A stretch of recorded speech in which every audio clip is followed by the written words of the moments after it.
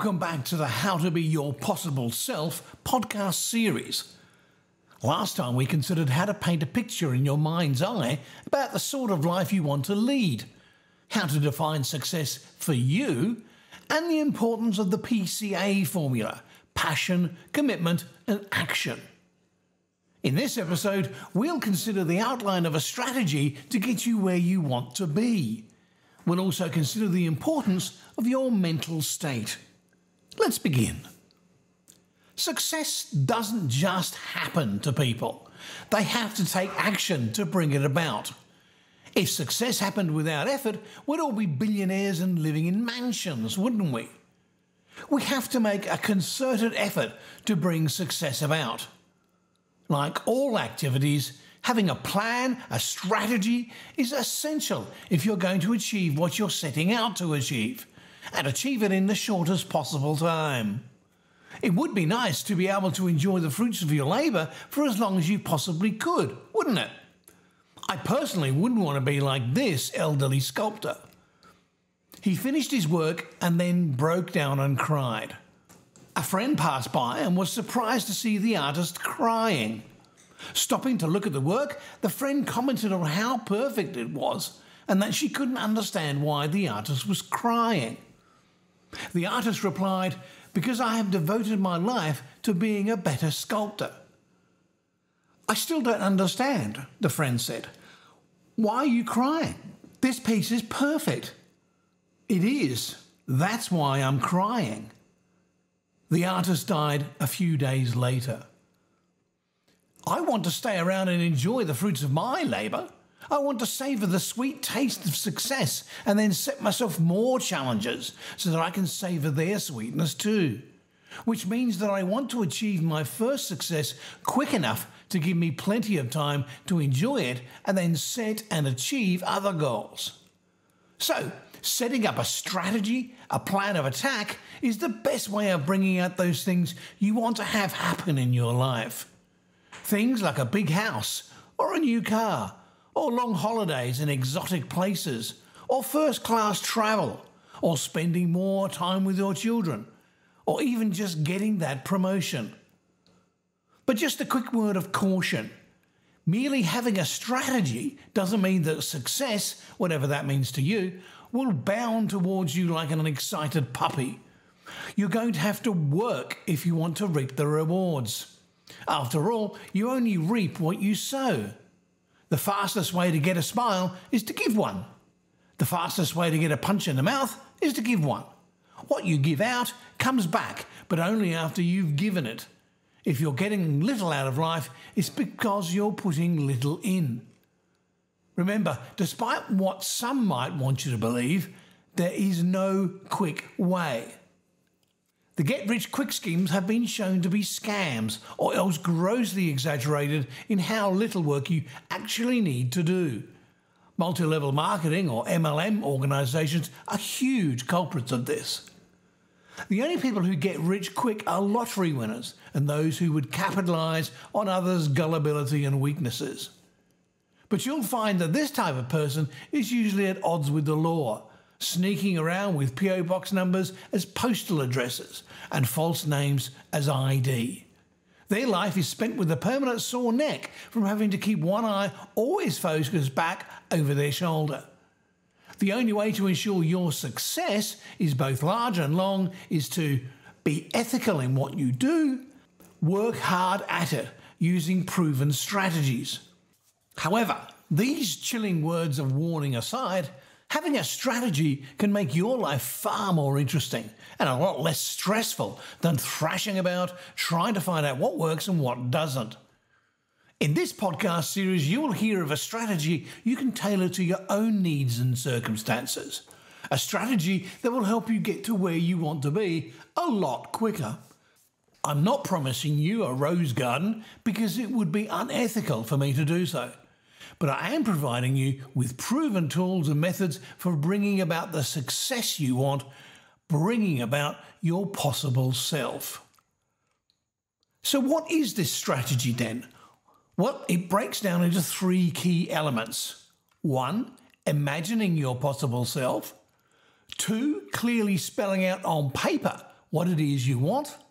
And 3, reshaping and changing your environment so that it works for you rather than against you.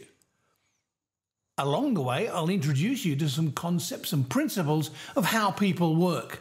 Principles and concepts you may not have heard before. Concepts such as the possible self and the 4 principles of identity. I'll do my best to keep the psychology jargon to a minimum, but where I do mention a term, I'll explain it so we can use it as shorthand later, because sometimes a jargon word can save 100 words. So, are you ready? Are you ready to learn the strategy that will bring success into your life? Good. Then let us begin. What's something we all have and we share with the vast majority of the animal kingdom? A brain. Now, ours is a bit more advanced than a cat or a dog or a budgie, yet there are things that they can do that we can't. And of course, vice versa. We are capable of a level of mental activity of which they truly couldn't even dream. But here's something interesting. Everything we see, everything we hear, everything we touch and taste and smell, we first put through a filter to see whether it's worth paying attention to. Every signal our senses collect is pumped into our brain, wherein a mental sieve traps all the signals and only lets through those signals which are useful to us at that moment. A separate filter control is responsible to deciding what is passed through to our conscious mind and what is thrown away. And this filter serves a very valuable function. Imagine you had no filter and everything which reaches the subconscious where these signals are collected are passed on to your consciousness. It would be like 100,000 tennis balls being thrown at you every second. Which ones are you going to attempt to catch and which ones are you going to ignore? By the time you make up your mind, another 100,000 tennis balls would be thrown at you. You'd probably end up paralysed with inaction, unable to make a choice or make a move.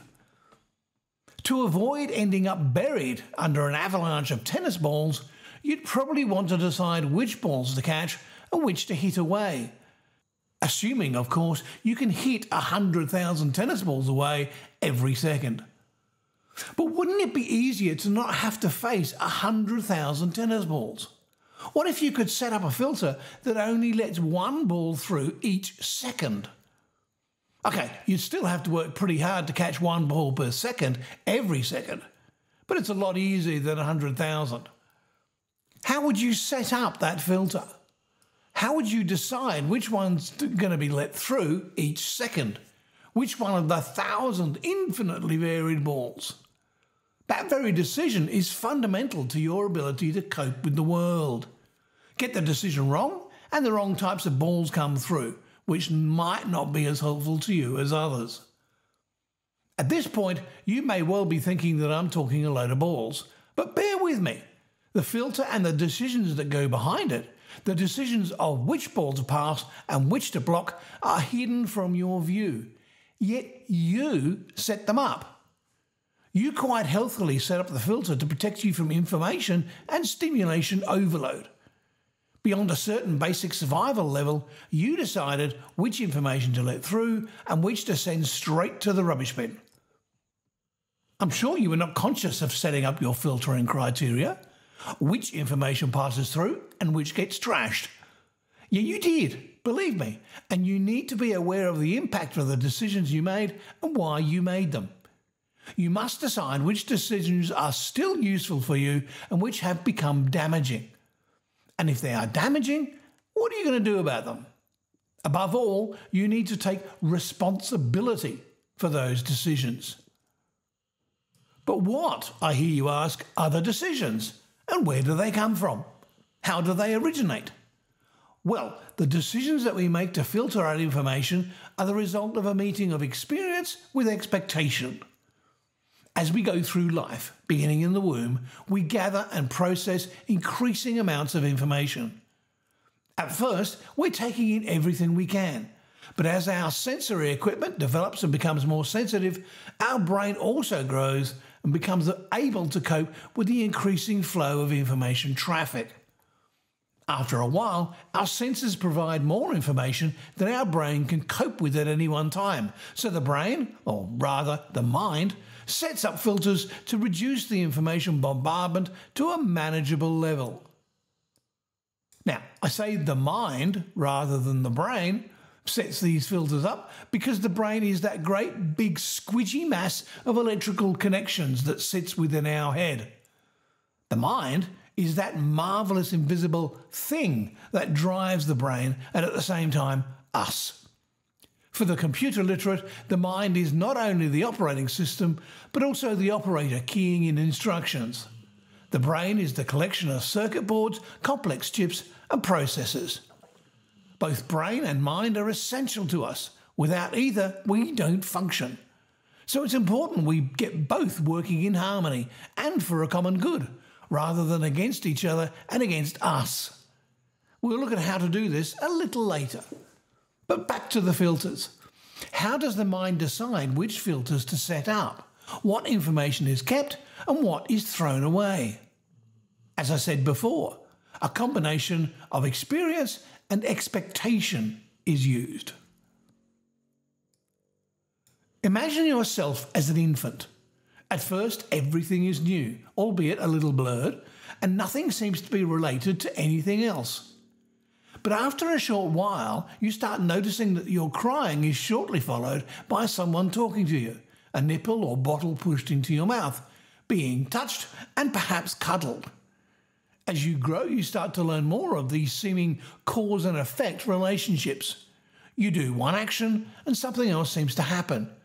Do the same thing enough times and a pattern will start to form from the responses you get. You get to build up a set of expectations that a certain effect will follow a certain action. A certain stimulus will produce a fairly predictable response. Not all the time, but enough times that you see a pattern. This is how Ivan Pavlov trained his dogs.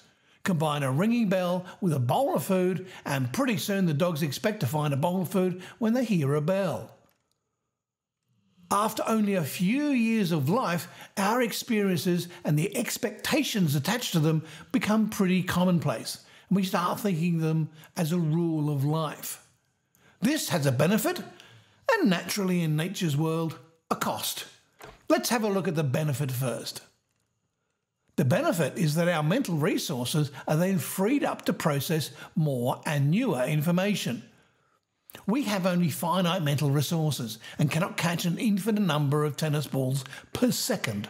So any information that comes in can be quickly assessed. Does it match similar information we've stored in our memory? If yes, then respond in an identical way to the past. If not, then reconsider it. If the new information closely matches but is not totally identical to previously stored information, then decide on a suitable strategy for handling and responding to it. If the new information is unique, never before seen, then decide whether to process or ignore it. And it is here at the decide whether to study it further or ignore it completely stage that we often get close to seeing our brain and mind in action. Douglas Adams summed it up best in his wonderful series of novels, A Hitchhiker's Guide to the Galaxy. Faced with an alien spacecraft at Lord's cricket ground, all the spectators decided that processing such a unique piece of information would involve far too much mental processing for them to want to deal with, including having to acknowledge and consider the consequences of the existence of alien life forms. Partially hidden behind a side screen, the alien spaceship lurked menacingly. But despite it being highly visible and not shrouded in any Star Trek-like invisibility cloak, all the spectators individually decided to treat the spaceship as an SEP and pretend that it didn't exist. An SEP, according to Adams, is a someone else's problem field hardwired into our brains that effectively cloaks events from our minds that would otherwise be far too horrible to contemplate. While Adams was writing humour, his books have drawn acclaim from scientific circles for the way he dealt with leading-edge knowledge and highly technical issues. The SEP field, his understanding of cognitive psychology and the limits of cognitive processing, is one example. We constantly use SEPs in our daily life, and we're usually totally, even blissfully, unaware of it. Quite often we could call these SEPs blind spots. They occur when we don't want to face up to the responsibility and taxing mental processing of accepting a new piece of information. But when we decide to take a responsibility to accept new information and then decide what to do with it, even though such an act is mentally draining and costs us energy, we suddenly open ourselves up to a whole new landscape of experiences and opportunities. But the cost of accepting these action-result relationships as rules, or paradigms as scientists like to call them, is we limit ourselves.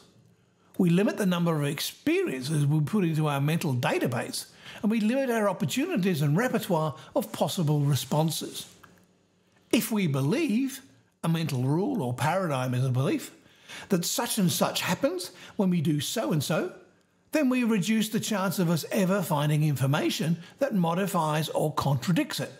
Information that may actually be of tremendous benefit to us. We screen it out and discard it before we even have a chance to consciously think about it. The cost of having rules or paradigms could be described as an opportunity cost.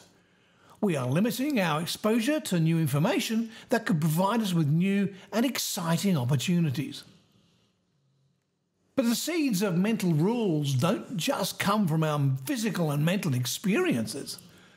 Equally important is our emotional and mental conditioning, our self-schema. The self-schema is basically how you look at yourself, what sort of person you believe yourself to be, what character traits you feel you have, your perception of your strengths, weaknesses, likes, dislikes, skills and attributes. This collection of perceptions of yourself doesn't just happen as a result of growing. We are born into this world, some argue, with the rudiments of a self-schema already in place. The argument goes something along the lines of the fetus having some knowledge of itself from having been talked to whilst in the womb. Certainly once the infant is born, it begins to rapidly form impressions of itself. How it is reacted to when it cries, smiles, gurgles, and so on, helps form its own impression of itself. The infant develops into a child, and then an adolescent, and then an adult. It is constantly re-evaluating how others react to it. Depending on how others react to it, it forms an impression, a perception of itself that is either positive or negative. This comparison process lasts an entire lifetime. But bear in mind our earlier discussion about mental rules. By the age of 6 or 7, a human being has pretty much formed the cage of mental rules which will last the rest of its life. Once a rule is formed, all other information is compared against it in a very biased way. You would think, wouldn't you, that being the rational thinking creatures we are, that we could evaluate any new information against our existing information in a fair and just manner. Pah! We are often extremely prejudiced in our judgment of novel information and look for confirmation of our rules, not evidence against them. It's like the old saying with which I constantly tease my late mother. My mind's made up, don't confuse me with facts. We usually seek to confirm what we already believe and look for evidence to discount what we don't believe. Research into people's first impressions of others at job interviews confirms our fears. We make up our minds about someone in the first 7 seconds. After that, we're only interested in information or evidence that confirms our decision and supports our ego. I'm clever and can accurately sum up someone straight away. Well, that's this episode of the Possible Self podcast wrapped up. If you'd like to subscribe to the podcast so you don't miss anything, head to Apple Podcasts and search for the podcast by name. That is, How to Be Your Possible Self. Next episode, we'll have a wander through the annals of time to see how dangerous it can be to challenge the status quo and how things are done around here. See you then.